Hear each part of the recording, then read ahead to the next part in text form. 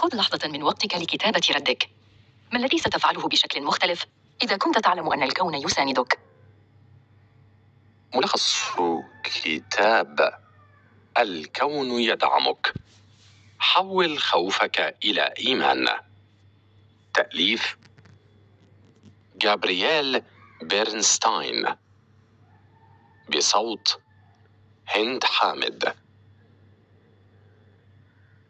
لكل منا قصته وهدفه في الحياة، ولكن هذا الهدف يحتاج إلى عدة عوامل حتى يتحقق. أهمها هو التفكير بإيجابية والإيمان بهذا الهدف وتصديقه حتى يصبح تحقيقه ممكناً. كما ونحتاج إلى انتقاء الكلمات التي نصف بها حلمنا وأن نخلص النية له. كل هذا ليصبح طريق تحقيق الأهداف الذي قد يكون مليئاً بالعقبات والتحديات أسهل وأقرب للوصول. وإن كنت تسعى إلى المزيد من التحفيز، فلتتابع ما جاء هنا لتحصل على الجرعة اللازمة والتي ستكفيك لتحقيق أحلامك. وأقول ذلك لك بكل ثقة، لأن ما سأخبرك به هو بناء على تجربتي العملية في الحياة. الفصل الأول: للتأمل القدرة على الشفاء من الاكتئاب. كلما شعرت بالكآبة لجأت إلى التأمل، لأنه يجعلني أشعر باتصال أكبر مع الكون بدلاً من الانغلاق على نفسي. تواصلي مع الكون هو ما أعطاني شعوراً بالحب والرضا، وجعلني أتقدم في مجالات كثيرة في حياتي، منها الجوانب العاطفية والعملية. فكلما توقفت عن التأمل تراجعت حالتي، مما جعلني أدرك أن حاجتي إلى التواصل مع الكون عبر التأمل هو ما يعطيني قوتي التي تدفعني إلى الأمام. قد ينسى العديد منا حاجته للانفصال عن العالم المادي قليلاً، والالتفات إلى الحب والطاقة التي يمكن أن نأخذها من التأمل في الكون، مما يجعلهم يقعون في الحزن والقلق. ولكن الحقيقة هي أننا بحاجة إلى هذه الطاقة حقاً. في بعض الأحيان تأخذنا توقعاتنا للأمور لما هو سيء فقط، وينحصر تفكيرنا به دون غيره من الأمور الإيجابية، بل ويزيد الأمر سوءاً لدرجة تعقيدنا لجميع الأشياء في عقلنا على نحو يجعلنا ننشر هذه الطاقة لمن حولنا، إذ كلما كان التوقع سيئاً صعب التعبير عنه للآخرين، بينما أننا في الواقع لا نحتاج سوى التفكير بإيجابية. إنها الطريقة الوحيدة للحصول على حلول ونتائج مرضية. كل يضع قصة لنفسه، فتراه يختلق فيلماً كاملاً لحياته في عقله، وهي في الواقع طريقة جيدة لاختبار النفس. لذا حاول أن تجد مخاوفك في القصة الخاصة بك، وما الذي يجعلها تسبب الكآبة أو الحزن لك. ثم تذكر أسعد اللحظات في هذه القصة، إذ إن هذا يعطيك القوة لتكمل حياتك. فكر فيما يجعلك سعيداً وقوياً في أي قصة تفكر بها، فالقصص الإيجابية التي تصنعها لنفسك هي ما سيعطيك القوة لتكمل طريقك، وهنا يكمن سحر التفكير الإيجابي على حياتك. الفصل الثاني: التفكير الإيجابي يساعد على تحقيق الأحلام. صحيح أننا لا نستطيع التحكم بما تراه أعيننا من واقع، إلا أننا قادرون على تغيير إدراكنا له. كل ما يحتاج إليه الأمر هو تغيير نظرتنا إلى نظرة إيجابية، وأن نترك الباقي على القدر، إذ إن القدر سيعطينا دائماً حلولاً جيدة، كما أن الحل في داخلنا. اطلب المساعدة من داخلك، فهذه الخطوة ستوصلك بالحكمة الداخلية التي لديك، وسيجعل ملكة الحب تتفوق على الخوف.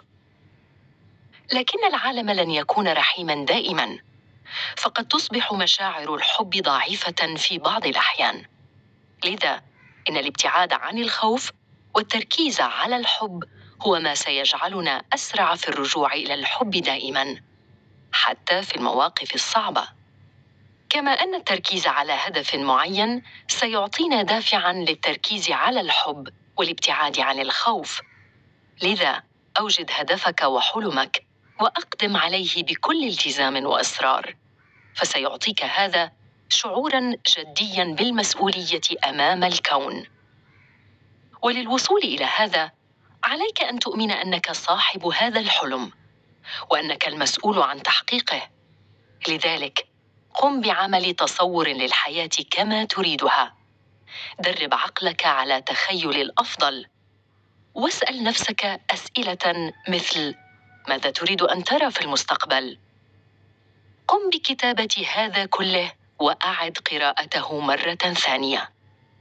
اجلس مغمض العينين إلى 5 دقائق وتخيل ما كتبته. هذا من شأنه أن يساعدك في التركيز على خيالك أكثر وفي ترسيخ الصورة في عقلك، فللكلمات قدرة على تغيير المصائر. اقتباس: تذكر أن أفكارنا ورؤيتنا للأمور تصنع حقيقتنا. الفصل الثالث: حين يؤمن المرء بحلمه يصبح نجاحه مسألة وقت فقط. تؤثر كلماتنا كما أعمالنا على تحقيق الأحلام، إذ لها القدرة على تشكيل إدراكنا وأفكارنا الداعمة لتحقيق أهدافنا أو تحطيمها.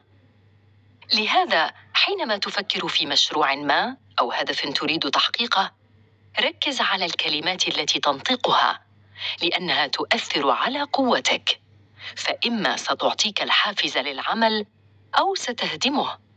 فقد تكون كلماتك مليئة بالقلق أو بالشك. لهذا حاول دائماً أن تبعد هذه الكلمات عن طريقك، وكلما شعرت بهذا اسمح لمشاعرك بالعودة إلى مشاعر الحب التي كنت تحملها في البداية. من ناحية أخرى، عليك تحديد النوايا التي تعطيك القوة، ففي الواقع إن النوايا والالتزام في تحقيق الأهداف هو ما يصنع الواقع.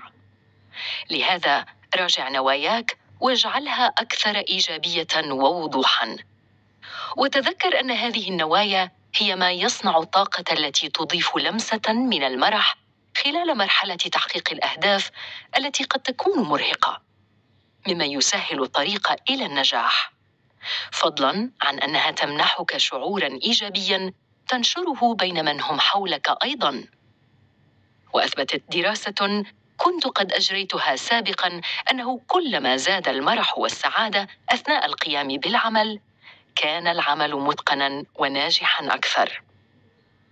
ومن الجدير بالذكر أن لليقين دوراً في تحقيق الأحلام أيضاً، فيقين المرء بمستقبل زاهر قد يساعد حقاً على تحقيقه، وهذا من شأنه أن يغير عقلية الإنسان من شخص يسير على خطى مجهولة إلى شخص على يقين بتحقيق أحلامه، مما يتطلب من المرء تغييراً لفكرته عن النجاح. إن الخطوة الأولى لكي يتيقن الإنسان من النجاح هي أن يستعد لذلك، ويسأل نفسه إن كان جاهزاً للإقدام على هذه الخطوة دون الخوف من الماضي والتجارب السابقة، والتخلص من الشك الذي يثبط من عزيمته. ثم عليه أن يبدأ التخطيط للوصول إلى النجاح، بعدها أن يشعر به ويصدقه، وهذا يتطلب البدء بالتأمل والتفكر فيما يسعى إليه حتى يشعر أن النجاح قد أصبح حقيقياً فعلاً. لكن في خضم ذلك على المرء ألا يعير العقبات الأهمية البالغة والسبب فيما يأتي.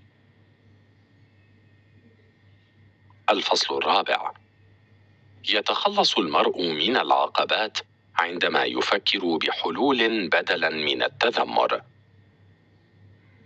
بدون مثاليات ستجد مشاكل في طريقك. ماذا تفعل؟ تتذمر؟ لا بالطبع، إذ يمكننا أن نعتبرها انعطافات أو طرقاً مختصرة تدلنا على الطريق الصحيح. فإن قمنا بذلك، أصبحت لهذه العقبات معان أخرى، وأصبح التفكير بها بعمق ضرورة لإيجاد الحلول. لذا في أحلك المواقف عد لهذه الخطوات علها تفيدك. الخطوة الأولى تكمن في كتابة الأمور الواجب تحقيقها. حدد العوائق الواقعة أو الممكن وقوعها، ثم تعامل معها بالحب بدلاً من الخوف. ثم ابدأ بتحويل هذه العقبة إلى طريق آخر لتحقيق الحلم. قد تطرأ حوادث تحول دون تحقيق الأهداف والخطط التي وضعناها لأنفسنا. هذا ما حدث عندما قررت أن ألغي جميع اجتماعاتي وأعمالي المهمة لسببين: الأول أنني أريد الحمل، والثاني هو كتابة هذا الكتاب. لكن ورغم المحاولات الكثيرة إلا أن الحمل لم يتم، وهذا ما جعلني أتخلى عن هذه الخطط وأن ألجأ إلى التمني والأمل، فهو رغبتي في تحقيق الأمر مع إدراك احتمالية عدم تحقيقه، وهو لحسن الحظ الشيء الوحيد القابل للتطبيق في هذه الحالة. لكن شعورنا بعدم امتلاكنا لمصيرنا كبشر هو شعور صعب، وقد لا يتقبله الجميع، ولكنه الحقيقة.